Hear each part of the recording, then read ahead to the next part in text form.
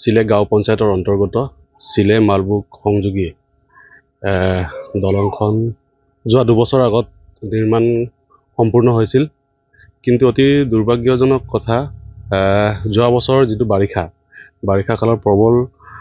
পানীৰ হেঁচাত দলংখনৰ মাজভাগৰ মেইন কোঠাটোৰ তলত খহি পৰিছে এতিয়া ৰাইজে আজি শংকাত ভুগিছে ইমান কোটি টকীয়া দলং নিৰ্মাণ কৰাৰ পাছত যদি এনেদৰে মাজৰ কোঠাখন যদি খহি পৰে আমাৰ জোনাইবাসীৰ কাৰণে এটা বহুত লোকচান হ'ব কাৰণ পুনৰ এনেকৈ এখন দলং পাবৰ কাৰণে বহুত সময় লাগে গতিকে গড় কাপ্তানি বিভাগক আমি অনুৰোধ জনাইছোঁ এখন দলঙক অতি সোনকালে পুনৰ মেৰামতি কৰি দিবৰ কাৰণে অনুৰোধ জনাইছোঁ ইমান কম সময়ৰ ভিতৰত যে মেৰামতি কৰিবলগীয়া হৈছে দলংখন কি কাৰণত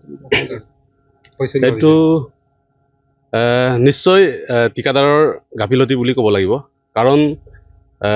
ইমান ডাঙৰ এখন দলং যিটো যেন 15খন গাঁও ৰাবা খাটনি সোণোৱাল খাটনি বুলি ইয়াৰখন 15খন গাঁৱৰ কাৰণে ইয়াত যাতায়াত ব্যৱস্থা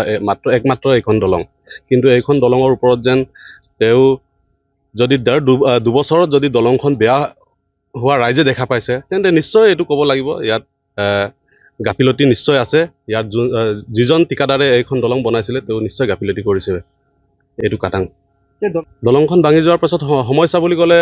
প্ৰথম যাতায়াত ব্যৱস্থা যিখন দলঙৰ কাৰণে আমি বহু বছৰ ৰাইজে ইয়াত ভুগি আছিল কাৰণ এইখন দলঙে বহুত 15খন গাঁৱৰ কাৰণে শ্বৰ্টকাট এটা ৰাস্তা হৈ পৰিছিল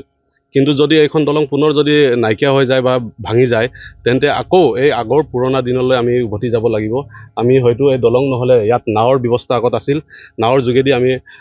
যোগাযোগ পাৰাপাৰ কৰিব লাগিব যাৰ ক্ষেত্ৰত আমাৰ যিকোনো মেডিকেল ইমাৰ্জেঞ্চি ক্ষেত্ৰত মেডিকেলে হওক যিকোনো ক্ষেত্ৰত আমি বহুত অসুবিধা হয় সন্মুখীন হ'ব বুলি আমি যিকোনো খবৰৰ বাবে যোগাযোগ কৰক আমাৰ এই নম্বৰত 9181 307 2221